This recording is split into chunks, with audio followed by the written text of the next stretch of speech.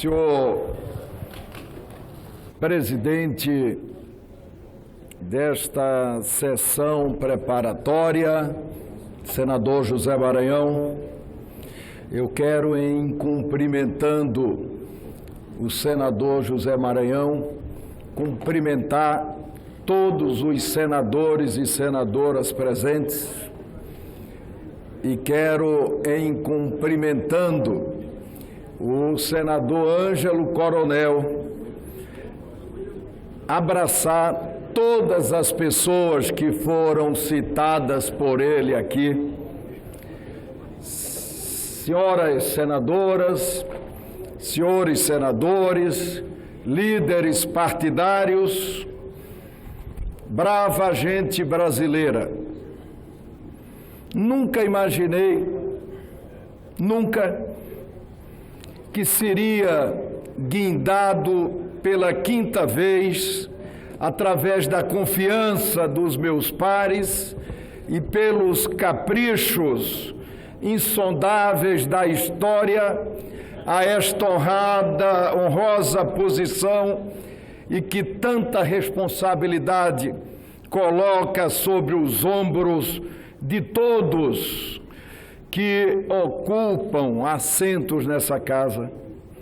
Nunca, senhor presidente, tive a ambição, nunca planejei, nunca cogitei, nunca postulei, nunca tracei como projeto pessoal perseguir as glórias efêmeras ou exercer os poderes fugazes decorrentes de funções, por mais cobiçadas e distintas que possam parecer aos olhos de alguns senadores desta casa. Nunca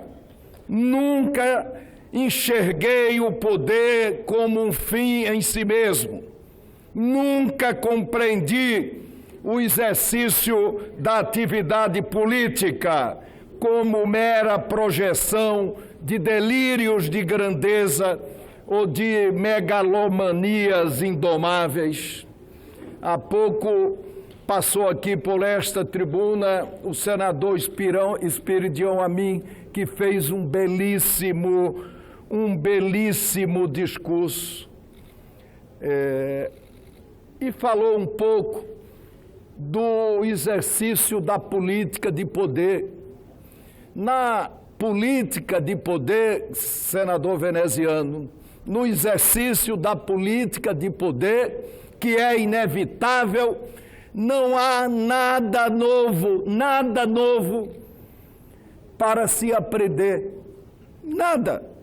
Eu tive a satisfação de receber um telefonema anteontem, enquanto estava conversando com a nossa bancada, tentando encontrar um caminho para construirmos uma convergência e uma unidade, e liga para mim o excelentíssimo senhor presidente da República.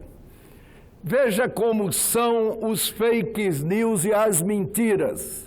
O presidente me ligou, ainda abatido pela recuperação, e disse assim: olha, Renan, eu quero agradecer pela postagem que você me fez, desejando uma rápida, uma pronta recuperação para mim. Eu ainda estou aqui no hospital, eu vou estar quarta-feira em Brasília e vou te ligar para a gente conversar um pouco. Eu estava, senhores senadores, na sala, na reunião com os senadores do MDB. Ninguém sabia disso. A minha secretária, muito menos. 15 minutos depois, eu já vi estampado na imprensa nacional que uma secretária tinha vazado o telefonema do presidente. Uma secretária minha. E depois nós fomos ver quem vazou o telefonema do presidente. O gabinete civil. Por que vazou o telefonema do presidente para o senador Renan, para esvaziar o simbolismo que aquele telefonema representava e para ensejar um movimento em seguida para que o presidente ligasse também para os outros postulantes à presidência dessa casa. Não para tratar de política. Ele em nenhum momento tratou de política comigo, em nenhum momento. Ele agradeceu e disse que estaria aqui na quarta-feira e queria marcar uma conversa para comigo conversar. Com que pretensão a Casa Civil vazou o próprio telefonema do presidente da República? Será que quem fez isso tem dimensão institucional para, no momento difícil da vida do país, construir uma correlação neste Senado que favoreça a aprovação das reformas?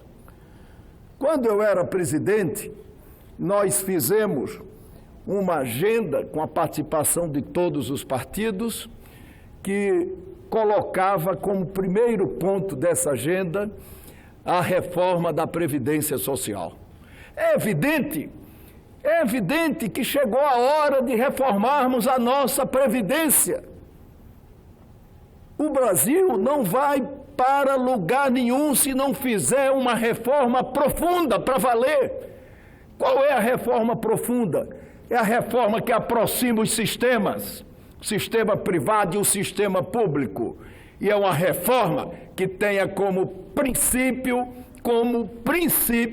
o combate ao privilégio que faz esse país andar para trás. Por isso, a mim, mais uma vez, o cumprimento pelo belo discurso que você fez. Sempre acreditei que a política é a ferramenta, por vezes rudimentar, com a qual, caprichosa e esforçadamente, sob terríveis incompreensões, na maioria das situações, com a qual podemos esculpir uma parte importante da história do nosso país. Sempre acreditei na democracia, Márcio Bittar, sempre acreditei na democracia tão ofendida, tão insultada, mas sempre tão insubstituível. A democracia, esta atmosfera de liberdades, direitos e garantias, como ambiente em que podemos esculpir um futuro melhor a muitas mãos e não sob um buril de uma palma autoritária, para deixarmos um legado mais harmonioso para a história sobre o templo, as aflições que enfrentamos. Ontem eu disse aqui rapidamente, e peço permissão ao plenário para repetir, 3 instituições formataram este país. 3, apenas 3 instituições. O Conselho de Estado na monarquia, que exercia o papel de poder moderador, os militares e o Senado Federal, porque quando se elegia o presidente e o vice-presidente se elegia com a missão de presidir essa casa, de sentar ali no lugar em que está o senador José Maranhão e presidir também o Congresso Nacional. Em todas as crises, nós tivemos aqui neste Senado uma solução para elas. O Senado nunca foi crise. Nunca foi crise. Eu conduzi o impeachment, me segurando, mas fazendo isso com absoluta isenção, cumprindo prazos, votando abertamente, porque no julgamento do Delcídio e até do impeachment, você pode votar aberto. Você não pode votar aberto numa eleição, seja qual for a eleição. Aí não pode votar aberto, porque se você vai votar aberto, o seu voto obrigatoriamente, eu peço só, Maranhão, um pouquinho mais de tempo e menos do que os companheiros.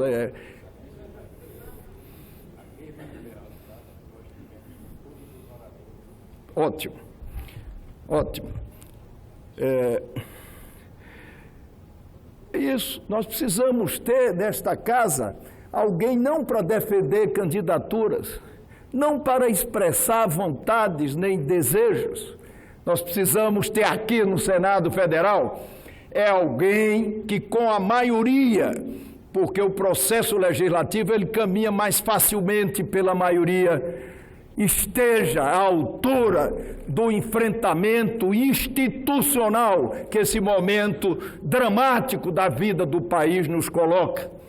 Para quê? Para fazer as reformas. Só da Previdência não vamos fazer da Previdência e vamos fazer todas as outras reformas. Esse país não cabe mais no seu PIB. Alguém falou aqui que queria cortar despesas no Senado Federal. O Senado, pelo menos na minha época, era o órgão mais transparente do Brasil, o órgão público. Nós fizemos aqui um conselho, Flávio Arne, de transparência e colocamos a sociedade civil para participar desse conselho. Isso é inédito no serviço público, não no Brasil, no mundo todo. No mundo todo. E é isso que precisa voltar a acontecer.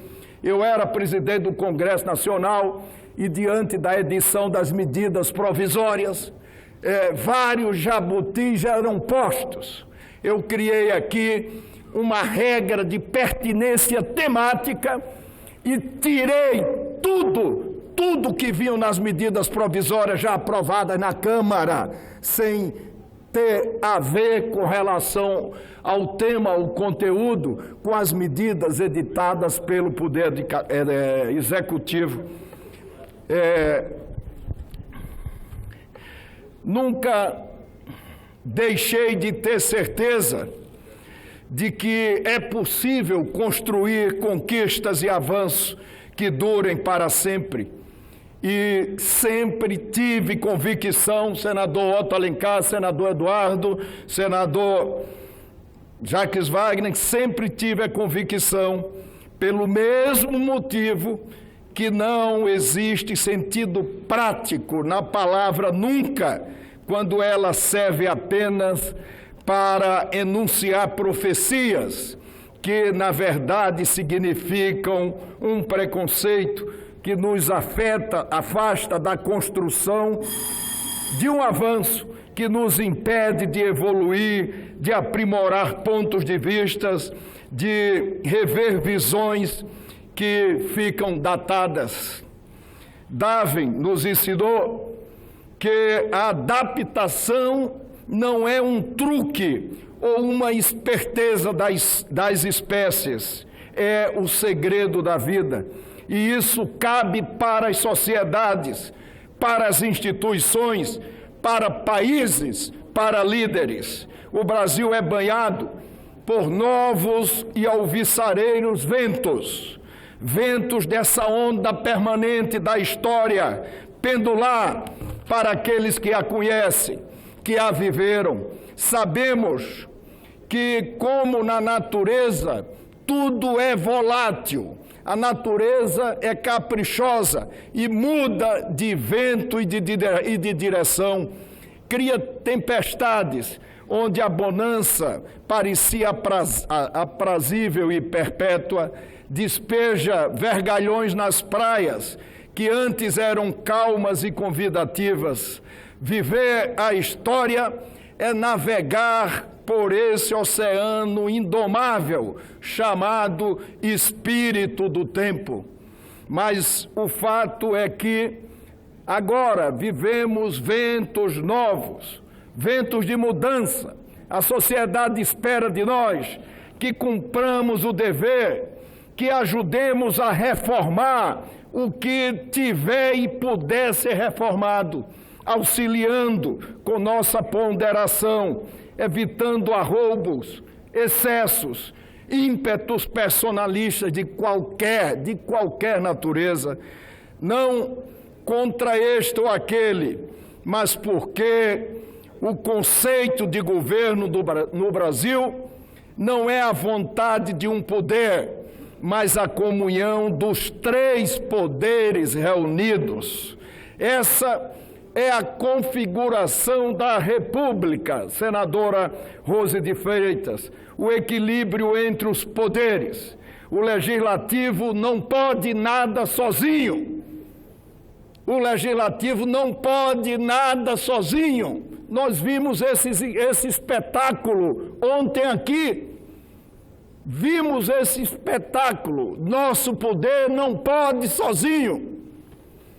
Da mesma forma que o Supremo Tribunal Federal não pode sozinho. Da mesma forma que o Executivo também não pode sozinho. E a maior corruptela é quando um poder acaba querendo ter influência deletéria no outro poder. Eu vi o Bandeira ser exonerado ontem aqui por quem não tinha função administrativa. Eu vi um jovem, meu amigo, sentar naquela cadeira, presidiu uma sessão preparatória, depois presidiu uma segunda sessão preparatória, depois fez o que quis em 7 horas de mandato, de sessão, fez o que quis e queria convocar uma sessão para hoje para dizer o que é que o senador José Maranhão iria fazer diante do roteiro da Constituição e do regimento. Eu disse ali daquela tribuna, se o Davi pudesse fazer isso, se o Senado tivesse como contê-lo no seu ímpeto, conteria, mas não tendo como contê-lo, porque já não era mais um Davi, já era o Golias.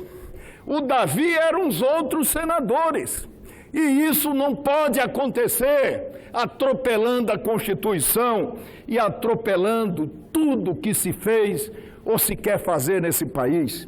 Minhas senhoras e meus senhores, tenho muito a fazer e, mais uma vez, o Congresso Nacional cumprirá rigorosamente com sua tradição e com o seu dever para com o país. Colaborar.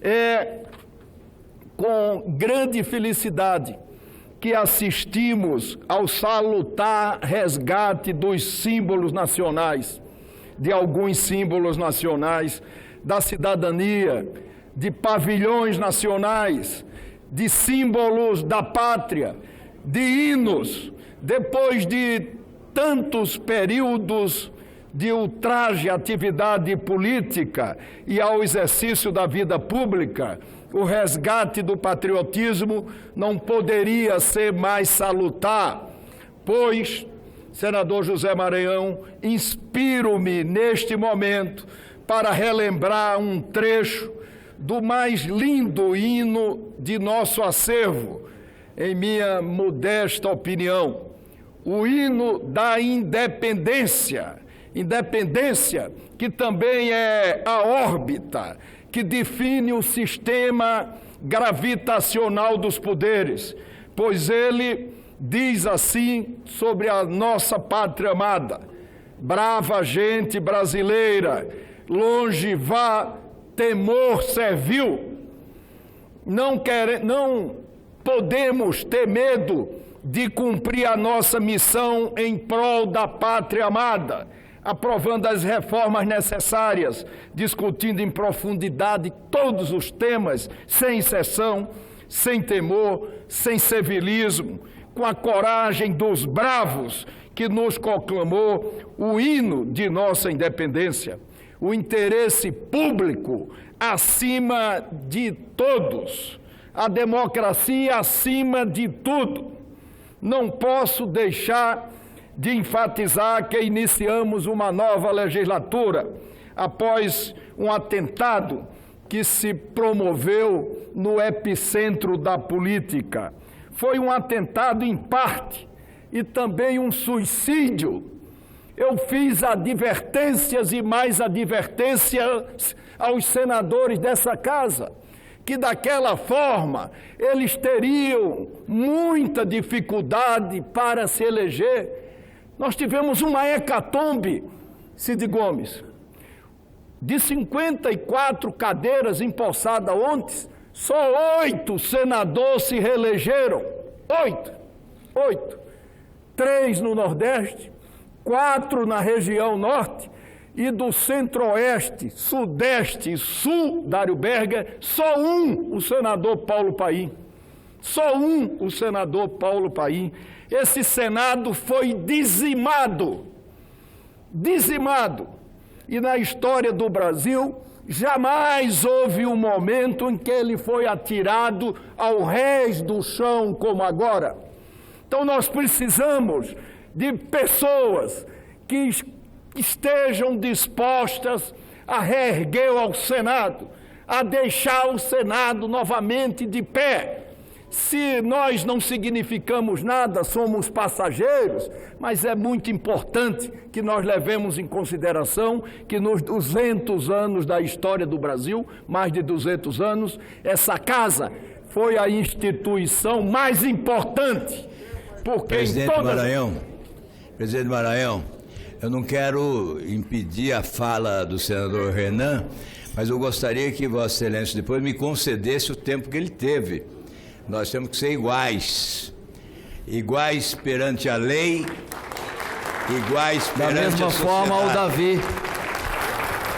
Vossa Excelência está dando... Eu quero só dizer a Vossa Excelência... O tempo do infinito ao senador Renan. Que Vossa Excelência está sendo injusto.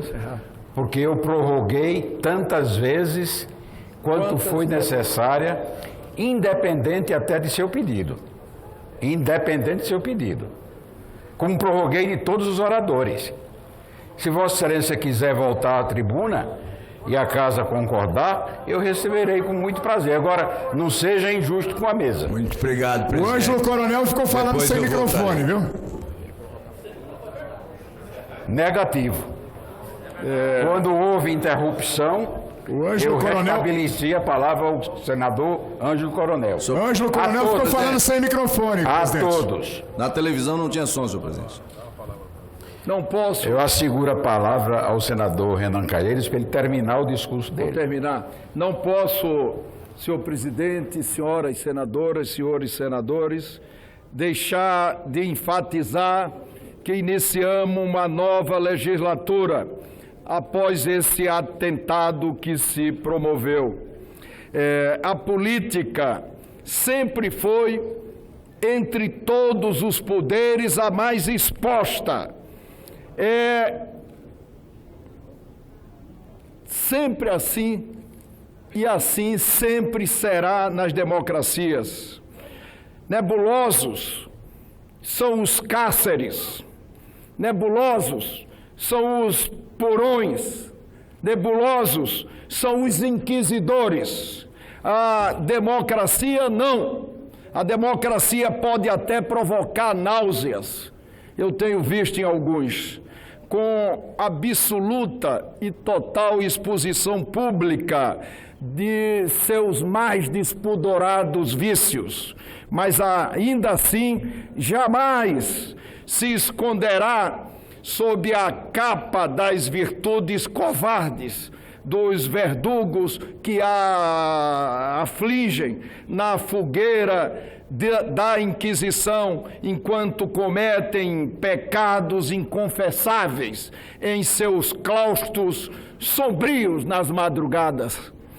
Por isso mesmo, serei liberal, como fui quando propus a Agenda Brasil, em tudo aquilo que significar soltar as rédeas do Brasil para que ele possa voltar a correr em pista livre, para que possamos restaurar a esperança em dias melhores, para que voltemos a acreditar na prosperidade, para que voltemos a sonhar. Mas serei, senhor presidente, senhoras senadoras e senhores senadores, serei muito conservador a tudo que diga respeito a qualquer retrocesso às nossas garantias e direitos constitucionais. Como conservador, ontem fui aqui. Por isso mesmo, anuncio que estarei criando, e esse anúncio é muito importante, estarei criando uma secretaria especial de assuntos constitucionais, de caráter meramente indicativo e de aconselhamento a ser composta por um jurista impecável, inegável, impoluta e absoluta integridade, uma biografia completa no campo judicial. Esta secretaria, senhores senadores, nos ajudará a fazer uma triagem entre os frutos podres e os frutos saudáveis da árvore democrática. Porque, como os senhores sabem, o presidente tem poder para não deixar tramitar nada que fira a nossa ordem constitucional. Nada. Você pode de ofício arquivar, mas para que essa casa, nesse momento difícil, se assessore melhor, eu estou pedindo ao Supremo Tribunal Federal um nome, preferencialmente de um ex-ministro do Supremo Tribunal Federal, para compor uma comissão, Nelsinho Trade, para barrar qualquer projeto que queira rasgar da prática a nossa Constituição, como ontem foi tentado aqui. Isso não passará. A democracia não pode conviver com isso. A democracia pode conviver com o ônix, porque a democracia é tolerante. Mas esse Senado não pode ficar como cocheira de nepotismo cruzado por alguém do Executivo e do próprio Senado, empregando parentes e empregando a família.